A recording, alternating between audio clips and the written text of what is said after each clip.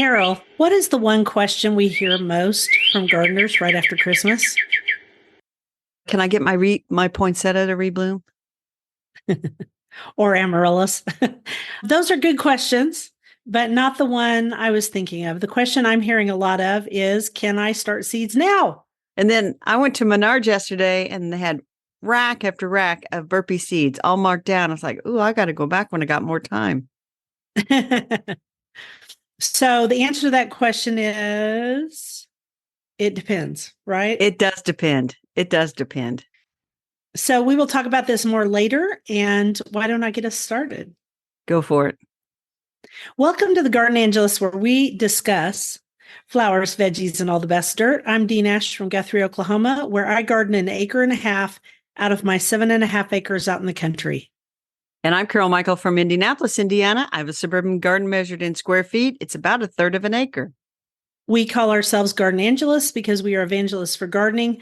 We love gardening, and we really want you to love it too. Yes, we do. And we aren't afraid to spill the beans and tell all of our gardening secrets, the good, the bad, and even the ugly.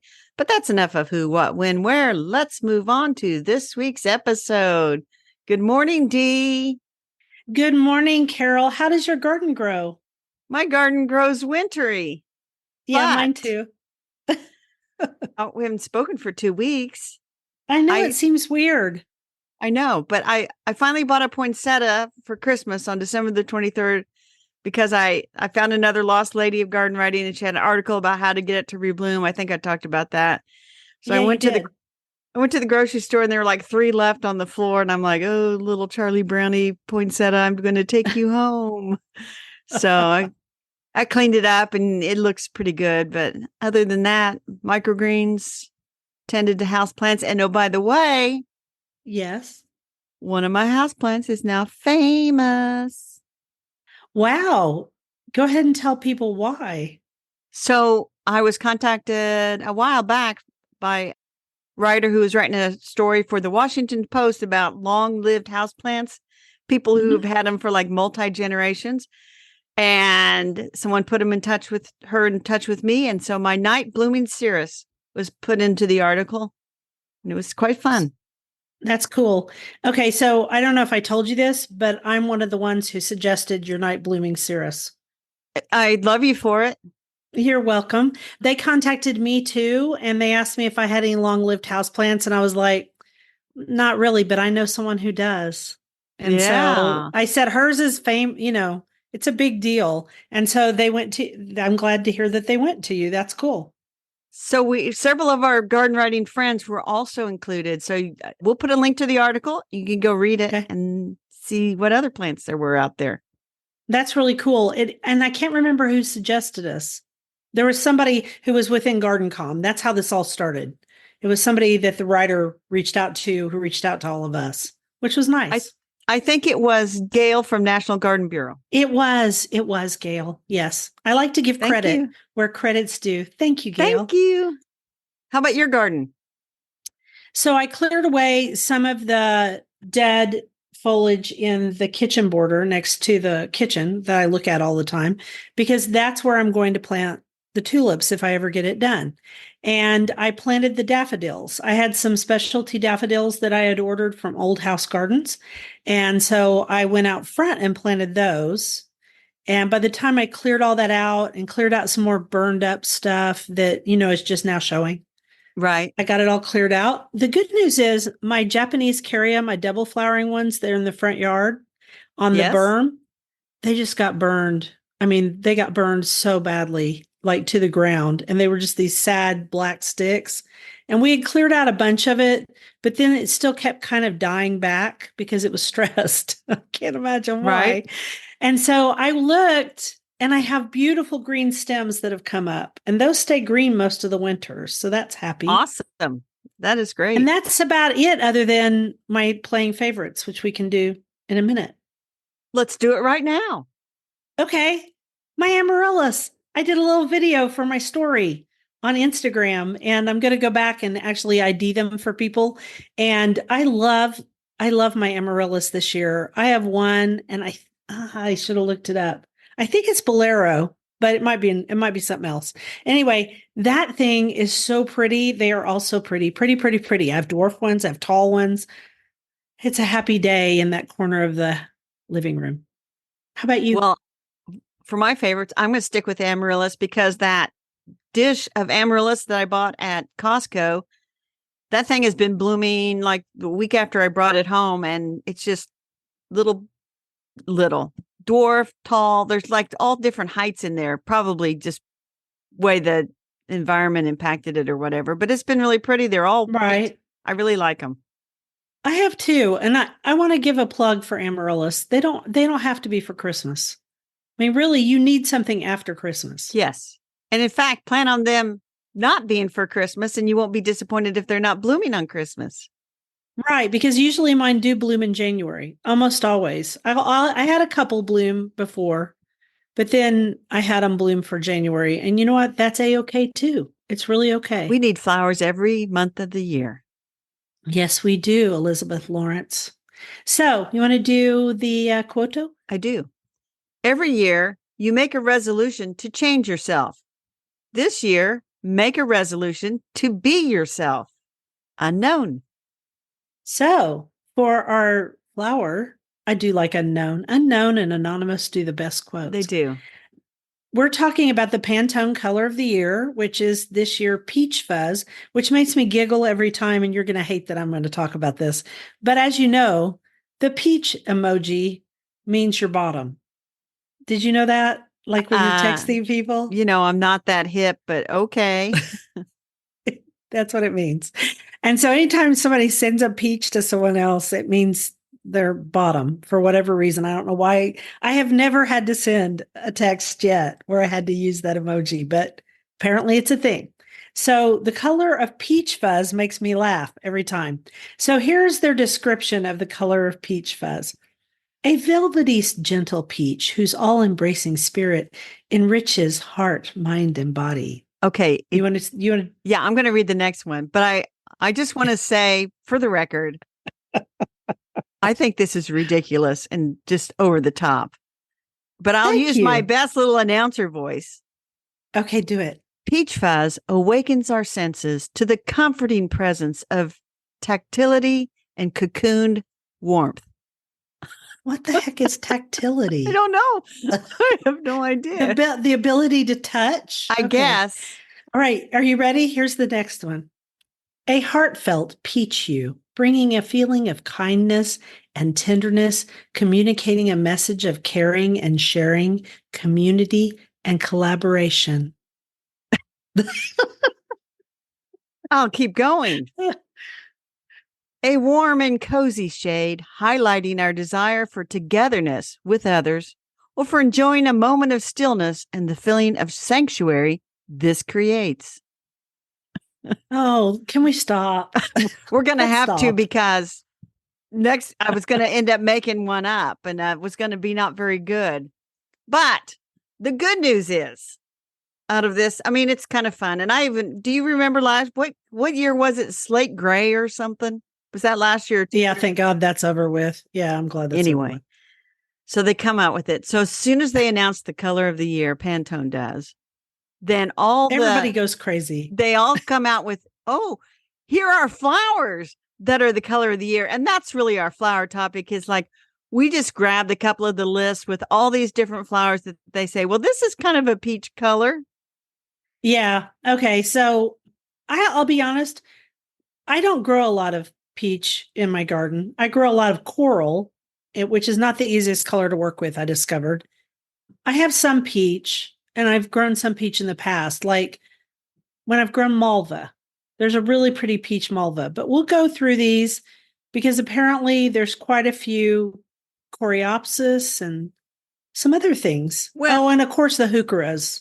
They're going to have peach heucheras. We're not going to go through. This is a pretty long list. No, because they're boring. There's no way. But I did want to highlight a couple of them. For example, first of all, I would like to say that no one ever says, oh, the color of the year is peach fuzz. Now I need to add peach fuzz to my garden. Nobody does that, do they? I hope not, because why? Why would you? All right. So which one? Why don't we pick one from each? Like you pick one from Darwin. So Darwin Perennials came Perennials. out with some, and they have a digitalis, which is foxglove, called Arctic Fox Rose. Mm-hmm. And that one, I looked that one up, and it's kind of pretty. The peach is kind of on the inside. The outside is definitely pink. So a little bit of a stretch, but digitalis, it's fun to grow. Not always easy to get it to return because that's the way it is. It is a biennial. So leaves one year, flowers the next. So anyway, I did think that one was pretty. And I would say, yeah, I might give that one a go. And people further south, digitalis, we can grow it in the shade, but it is not long lasting here. And it's something, what is that? What do they call that? It's something a curator kind of gardener might grow here because you just want to try it. Well, here, let me just say this real quick. Okay. They sell digitalis as something called a temperennials, which is like a perennial that's probably not temporary. Really perennial.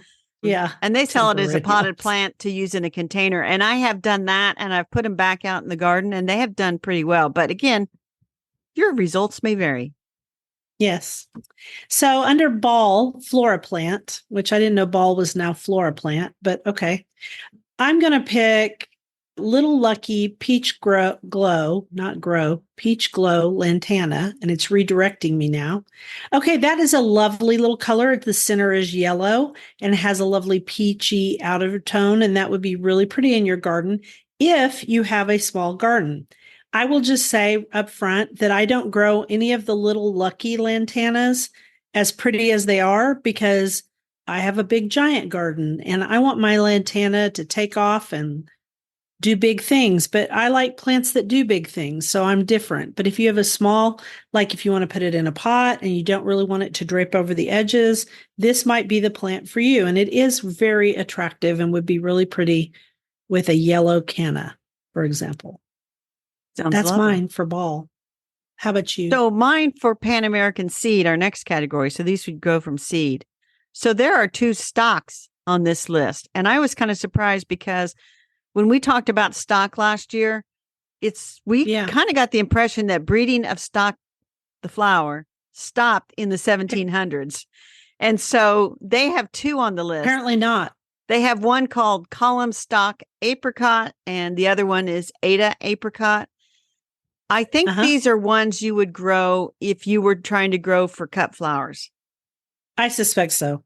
A lot of flower farmers grow stock, and so that makes perfect sense. But there's also a squash on here, which isn't part of our flowers. The squash is kind of a vegetable. I'm going to look at the picture of it because, I didn't look at every please do. I'm just curious. What's interesting is it just it's like a really light orange pumpkin. So but it's a winter squash. It would be nice to grow, but let's face it, by the time fall comes, nobody remembers the color of the year's peach fuzz or why they grew that. Okay, so now we're moving on to Selecta 1, which basically has a poinsettia that is cinnamon colored. So I'm going to guess it's an orange. It is. Poinsettia. And then they have a Dianthus Super Trooper orange and a Dianthus Vivacia orange or Vivacea, but I'm going to say Vivacia because I went to see Ferrari, the movie. And so you pronounce C's as cha. That's what I'm going to do. It sounds like a cha word. They're orange. I'm not thrilled by them. So now you're going to talk about the Proven Winners one, which I think I've actually grown. So there's a ton of Proven Winners, but they had a nice yarrow, this Firefly Peach Sky. I thought that was pretty. Yeah, it is pretty. Okay, well, now you guys all know the Pantone color of the year and that everybody's trying to come up with peachy colored flowers to go with that idea. And I will say this, my bedroom is peach. I painted it peach a long time ago. I will say this, at my old house, my bedroom was kind of a peachy color, peachy and light green. It was very pretty. Yeah. But not It here. is pretty. It's a good morning color. Good color to wake up to. I would like to know if any listeners are like, "Oh, peach fuzz, I got to get a flower that color because that's the color of the year." I'm guessing the way we made fun of it, nobody's going to out themselves and say, "Oh, I absolutely do plant the color of the year every year." Every year. Because, I let others direct what I'm going to put in my garden. How about I do the next quote? Please do. Be grateful to God every year you live. That's by Layla Gifty Akita. We know nothing about Layla, but I like her ideas. Vegetables. You're going to talk about the new book, well, we are, about the new book on growing vegetables because, yeah, okay, you go. I'm going to go. Okay. So the book is Gardening Know-How, The Complete Guide to Vegetable Gardening. The subtitle is Create, Cultivate, and Care for Your Perfect Edible Garden. And this is by the editors of Gardening Know-How, which is a website that often comes up when you do a search to get gardening information. And it is from our friends at Quarto Cool Springs Press. And so, yes, who has the pulse of whoever's, an Instagrammer or people who are online, influencers. Yeah, this is great. So what do you want to say about it? So they advertise it as an info-packed Bible of home vegetable growing. And it's kind of small for a Bible. It is. And it's almost encyclopedic in how they laid it out. Because basically there are 3 chapters. Chapter 1 is the vegetable garden foundation. So if you like the soil, the location, building one, et cetera, et cetera, et cetera, setting the foundation. Then chapter 2 is plant profiles. And chapter which is 3, very common in gardening books. Chapter 3 is herb plant profiles. And so what's nice is it is a quick, easy lookup kind of thing. So I just turned it random to, oh, wait, I'm not going to go random to that one because you don't like Swiss chard. I dislike Swiss chard with the kind of dislike only hate can do. It tastes terrible. So you go to now I'm on the peas. So okay, I'm in the peas. They have some descriptions of how to grow them, how to harvest them. They've got a little box called the essentials. And in that, they always give you the planting time, the light requirements, and basically most of them it's full sun. The type of soil. Because they're vegetables. The soil, mostly it's well draining. But pH level, nobody's tracking mostly pH. 6 to 7.5. Don't be mean. Because it always is. How much water, an inch a week. How big they get and when you can harvest them and similar plants. And then on some of the pages, not all of them, but on some of them, they have a QR code.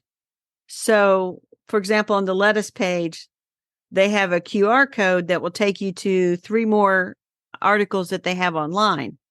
So, that's a good idea. It is a good idea, but I always wonder, like in 50 years when somebody finds this, oh, look at this old book from the early 21st century. Yeah. Those QR codes are probably not going to work. It's the same as back in the day. They used to put like, I've got like books of pansies and violas, and they've got nurseries that carry them. And now that I have the book, those nurseries don't exist anymore. No, they don't. But it is kind of a fun time capsule, which will work better than a QR code. I kind of like this box called Editor's Picks, which if you look at pole beans, a lot of the Editor's Picks are the same thing that we suggest, which might be why I like it. There's Kentucky Wonder, Blue Lake. I've never done Kentucky Blue, which is a mix of Kentucky Wonder and Blue Lake. Horse Romano is the Italian bean. Asparagus yard long are those big long beans. And then I've never tried blue cocoa, but that sounds fun because it has chocolate colored seeds and a bluish green pod. That would be fun. That would be fun.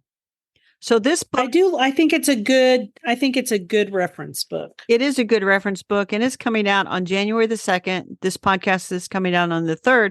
So by the time our listeners are listening to this, they will be able to buy this book. And yeah, like you said, I think it's very comprehensive and a good reference book just to kind of have, maybe while you're browsing through seed catalogs, get a little bit for information that's not like marketing oriented. You could flip over and say, hey, what does this say? I think that's a good way to use it. I think it is too. And also there's a good section on bugs in here, which bugs are complicated and I think it's good to have. So it's a good book. And another thing is when I'm looking at seed catalogs, I don't necessarily want to be on my computer. Sometimes I want to sit at my kitchen table with just paper out in front of me and start planning things because I get tired of my phone. The other thing that they have that's really nice, because we throw out terms, is they have a glossary of some of the vegetable gardening terms, like chill hours, chlorosis, stuff that we say, we know what it means, but people might not know, like, what's the difference between what is a green manure, et cetera, et cetera. So that's really nice too, to have that glossary. I think so too. But it's not, I wouldn't say it's for beginners. I'd say it's beginners could make good use of it. And I think experienced gardeners could also refresh some of their thoughts about gardening, vegetable gardening. I think you could definitely, I mean, for example, you might be a really good vegetable gardener, but maybe you don't know that much about herbs. Exactly. You know what I'm saying? And so you go in there and they teach you a lot of stuff about harvesting herbs, lots of different things. So, because I'm not the best. I mean, I just tend to use my fresh herbs fresh. I probably should dry them, but I don't always. Anyway, cool.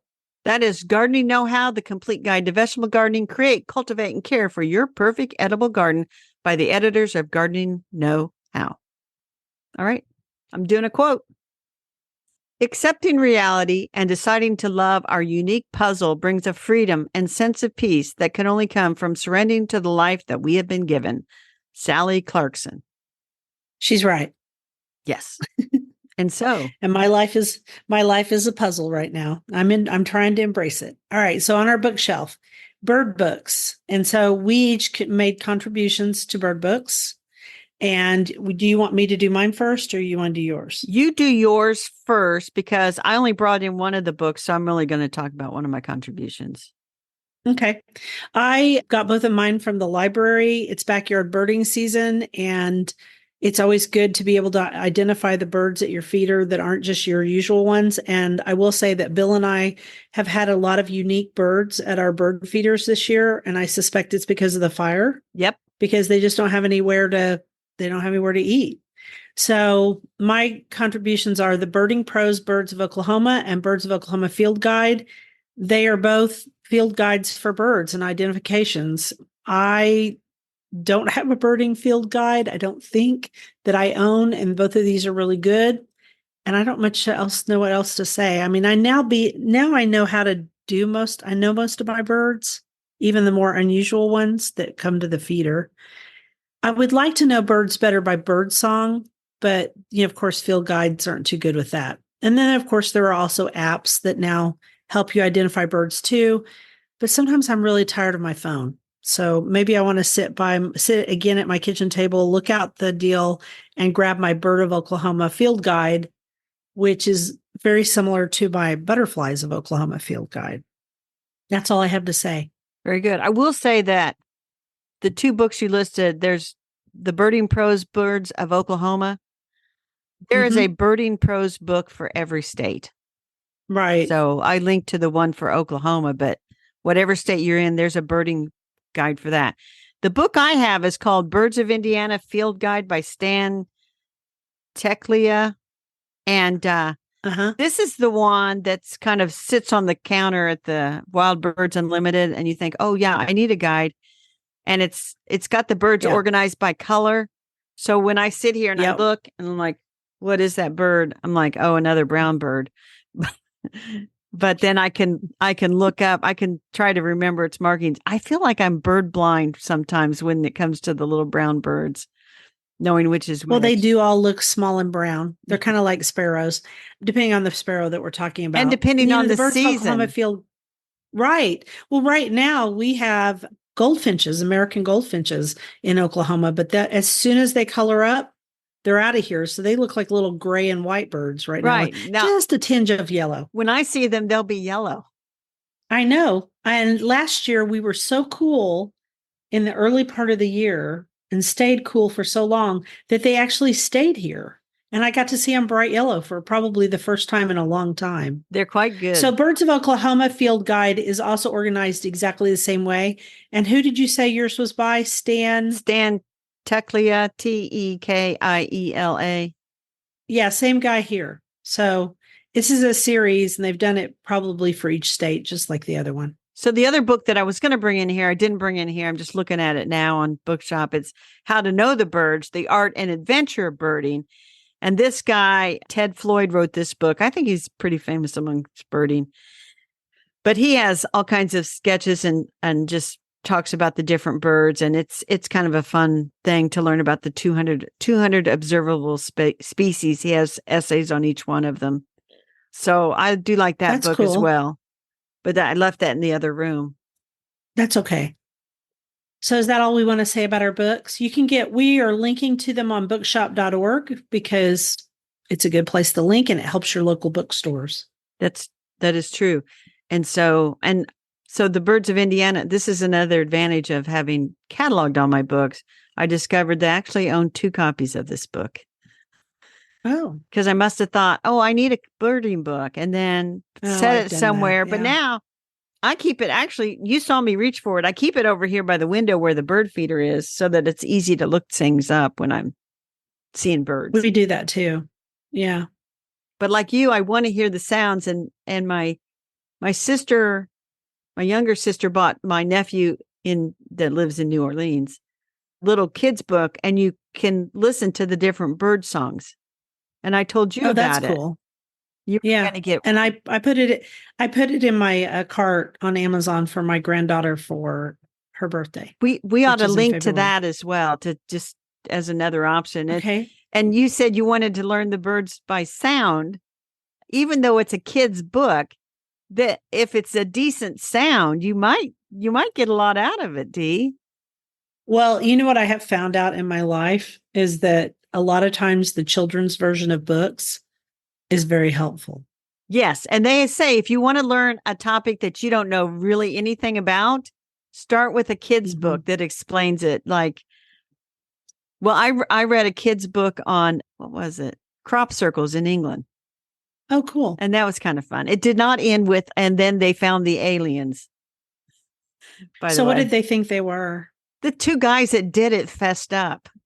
And they finally fessed up. They finally fessed up that they had been doing it. And, they explained their method for doing it so they weren't leaving footprints and all kinds of crazy stuff like that. But anyway, we'll link to the children's book as well, that has the bird sounds that you can push a button. So sounds good. Want me to do the next quote? Yes. The bad news is time flies. The good news is you're the pilot. That's by Michael Altshuler. Does anybody notice a theme? Beginning of the year. It's the beginning of the year. So our dirt, for some reason on BritBox, they are not showing the winter specials for Gardener's World, which they usually do. So I don't know what that's about. But there are some enterprising people on YouTube who have pirated them. And although we don't really believe in pirating, if you can't get it some other way, then you go to YouTube. And so we thought we would talk about there have been 3 so far. And I think there's one more after this, and it may be this week. I loved Gardener's World Winter Special 3. That was my favorite one. And that is the only one I watched because you said, I like the Winter Special 3 because of the rose sculptures. Oh my gosh. Her rose cane art is amazing. This lady is amazing. And she makes the most beautiful, so that they look beautiful in winter. And that part was really cool. And Carol just wrote her name. Her name's Jenny Barnes. And Carol found her on Instagram. Although on her Instagram, there wasn't as much about the rose cane art, but they did a 20-minute segment on it. And they showed it. They went back and filmed it 2 different ways because there was the filming in the wintertime, so you could see the structure. Right. And then they did pictures or filming like B-roll, or she did B-roll for them. And that was in the summer. So you could see how by bending the canes, you got lots more flowers. And she told you and I got to go back and watch it again because it was that good. She told you which types of ramblers are best for cane art. She also explained that she wears tape on her fingers. She tapes up her fingers because she can't feel in gloves, which I'm the same way, but you also get your fingers all torn up. Exactly. When you're dealing with flowers, when you're dealing with roses anyway. And so she just made the most beautiful things. And then after that, on that episode, they had Carol Klein making wreaths from stuff in her garden. And these wreaths were exquisite. I mean, but they were very realistic. And I noticed that trend this year on Instagram pretty heavy that people were doing what they called a Little Women Christmas or a Little House on the Prairie Christmas. Okay. And so they were doing stuff with their trees like I did, where I brought in hydrangea blooms, for example. Right. There were no glass ornaments. I did add glass ornaments to mine or ribbons. They tied a lot of ribbons, and I did that on my tree too. So this was just a great show. Great show. What did you think? So there are two other segments that I thought were really very interesting. One, it was a woman who has the National Collection of Willows. Was that on? Oh, that was fascinating. Yes. Fascinating. And again, the fact that you can cut a willow back to the ground practically, and then up will come all these shoots, and then guess what she's doing with them? She weaves them into all kinds of baskets and fencing, and I thought that was interesting. And then at the end, Monty Don is shaming us all into sharpening our knives and our pruners. Yeah, I want all of the tools that he suggested. I thought that they were really great for sharpening. And he just had some really great ideas. And I actually found where you can buy a lot of that on Lee Valley Tools. And I will probably buy it later this month, but not right now because I've spent so much money on, healthcare stuff. So, well, that he talked about camellia oil. Yeah, camellia oil, which everybody here uses for facial creams and stuff like that. And he's using it to sharpen your tools. And he also used a sponge or rubber. I thought I put this in our notes, but I don't see it now. So who knows where it went. He also put in he had a sponge, he called it a rubber, and it had grit in it. So he used that to clean his tools. And he used the camellia oil, and he used a file, and I think he used steel wool. He used a bunch of stuff. Yeah. It was pretty cool. Yeah, it's worth going back and watching that again. That was a great episode. I kept stopping it, making notes, and send them to you because sometimes I do that to you. That's right. So that was our dirt. It's Gardener's World Winter Special 3 for 2023. We found it on YouTube. We would prefer to watch it on BritBox on Amazon, but. Well, I don't, there's nothing you can do about that. So we don't have control of that. For some reason, they don't have them. But the good news is the next season will start in about February. Yeah. Which is always nice. So Dee, did I miss the quote before this? No, I did the quote. Okay. It's your turn. I'm not remembering it. Anyway. You'll hear it again when you do the episode. There you go. Here's the next quote. Whatever makes you weird is probably your greatest asset. Sue Fitzmarica, who is an author. So our rabbit holes. What rabbit hole did you do? So my rabbit hole is right before Christmas. I decided to get out that book by Adelma Grenier Simmons, The Merry Christmas Herbal. And so I did. And then I decided that she was a lost lady of garden writing. So I wrote up a Substack about her and stuck that out there. And what was really interesting was she had a list of what she called the manger herbs. And there were like 8, and I don't have it in front of me, but basil was one of them. Sure. And then go ahead. Well, you'd have to have dried basil, I guess. Well, you keep going. Well, the other one was yellow bedstraw, and yellow bedstraw turns out that's not a good herb to grow for us. Do you know why? Why? I'm looking at it right now. Why? It's invasive.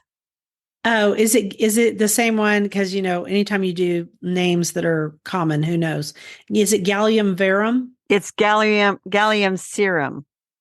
Okay, so this one has it as verum. So Mary Immaculate of Lourdes Church has a list. So I'm going to go down the list and we'll see if any of these are the same. All right, ready? Go for it. Ladies' bedstraw, which is Gallium, whatever. Pennyroyal, which is Mentha pelagium. I think that was on the list. Horehound, I don't which is Marabium vulgare, maybe, which means common. Thyme, Thymus vulgaris, which also means common. Rosemary, which at this point was Rosemary officinalis. And lavender, Lavandula augustifolia. Okay, so whoever made this list, They don't know all their Latin terms because I had to clean a couple of those up. Well, her list was basil, bedstraw, pennyroyal, rosemary, thyme, and she added the Christmas rose, Helleborus niger. Oh, nice, nice. But anyway, the basil, like you got it. Here's what she wrote about basil, because this will get I would love to hear it. Basil was a favorite charm in Greece and used to banish the mysterious beings called Carcanzari, who made peasant life almost unbearable. These mischievous creatures wandered about through the 12 days of Christmas. Supposedly, they were the souls who had found no rest in heaven and had returned to disturb the living. To banish such trouble, the priest came to each house with a cross adorned with a sprig of basil. He dipped this in holy water and sprinkled and blessed each room and the environs of the house. Thus, the Carcanzari disappeared. Huh. That's fascinating. Exactly. Weird. But I looked up Carcanzari because I'm thinking that reminds me of what's that? The Kraken or something? What's that? Yeah. Anyway, the Kraken are they're in the sea, but yes. Anyway, it was quite interesting. And so Adelma is another lost lady of garden writing. So she's on Substack. And this is even more exciting, Yes. Dee. So there's a garden writer, and I think she's in her early 80s now, but she often comments with an email to me about my blog post. So Cool. I found a video on YouTube of her 12 years ago talking about Adelma and visiting her. You know, the garden world is small yet mighty, isn't it? So I sent her an email and I said, hey, did you see the video I found? And she was amazed that I found that. She didn't even know it existed. That is cool. But then she had some memories of visiting Adelma at her Capriland's garden. And so with her permission, I'm going to take some of the stuff that she wrote about her. I'm going to put that in a follow-up thing. So that was my rabbit hole. You just never know. Well, that's cool. So my rabbit hole is still, I'm trying to figure out my medications and my supplements and such. And so I've learned a lot about various chemical compounds, both vegan and not. And so to relate this to gardening, I get hormone pellets every 3 months, and they're all natural. And guess what they're made from? Meat. No, they're made from yams. So yams, there's a layer of yams that has testosterone. Well, it'll become testosterone. And then yams also have estrogen, and they also have progesterone, or they become that. And it's a natural source. And I knew that what they call bioidentical hormones, a lot of times come from yams, but I had to do all this research because I went to get my pellets. Well, then I had this terrible fear because I had a bad reaction yesterday, but it probably wasn't it couldn't have been from my BioT stuff. So I called the company, and this still relates to gardening. I called the company on the phone and I said, hey, I love your product. I've been recently diagnosed with this syndrome, and I need to find out the stearic acid. Stearic acid is a fat, okay? Right. Your stearic acid, where does it come from? And the young lady on the phone was so nice. And she said, you know what? I'm going to text the lady who knows that stuff right now. Hang on. She texts while I'm on the phone with her. And then she says, I'm going to call you right back because she's going to call the pharmacy that compounds this stuff. And the stearic acid in these hormones comes from palm oil, palm trees. There you go. And I also learned that if you don't compound all your prescriptions, because you try to get some prescriptions through the pharmacy, if you can find prescriptions made in India, you can often find both stearic acid and the other one, magnesium stearate, that is made from palm oil. Why would that be, Carol? Because cows are sacred in India. Yes, to Hindus, cows are sacred. And a lot of people from India, and some Muslim people too, do not eat beef. And in fact, a lot of them are vegan. So that's why they don't want to have mammal products in their medications. Fascinating, isn't it? It is. Plus, it wouldn't be a very available source. Think about that. Here it is. So I've been learning all kinds of biochemistry. I remember taking biochemistry back in the day. Is a long time ago. Yeah, me too. Yeah. It was a long time ago. And this will be very narrow, but I now know a lot about palm oil. So there you go. There you go. That's my rabbit hole. Very good. Garden commissions. So I'm going to keep everything in the greenhouse watered. I fell down on that for a couple of days and yeah, things were looking peaked, but they perked right back up. And I'm going to try to get those tulips planted either this afternoon or tomorrow because the weather's supposed to be good. We've had rain, really good rain, and we've had cold temperatures this week. How about you? We've had a moderate amount of, I would say, rainy weather, but not a lot of rain. We had a lot of rain on Christmas of all days. Mm-hmm. So it started here Christmas night, I think. Yes, we had a lot of rain. What's it been? And so what are you going to do? It's been really warm, but it has started to get cooler, but not really much below freezing. So I'm kind of tempted I bought some Christmas roses in containers and they're going to kind of be a pain to keep going. And so I wondered if I just planted them out there and give them a few days in and out to get used to the idea that they're actually going to go out. So I'll see about that. And then I was thinking about digging up some lily of the valley pips, but again, we just haven't been that cold, so I'm not sure they've been cold enough yet. So I'm gonna wait a few more weeks on that. Other than that, I'm like you, keeping stuff watered and keeping my African blue basil. I'm down to 2 cuttings that are living, so keeping those close. Mine have grown with gusto, and I need to take cuttings from them again and stick those other cuttings because I'm going to grow it as a little shrubby hedge thing at the front of that kitchen border because I've tried various other stuff and it just hasn't been robust enough to deal with everything else. So we're going to do this because I know that African blue basil is very robust once it gets warm outside. When you dig your lily pips, I'll dig a few lily pips. Okay. Maybe mine will be cold enough by then. I'll let you know. And then I'm tending microgreens. My next crop is about ready to be harvested.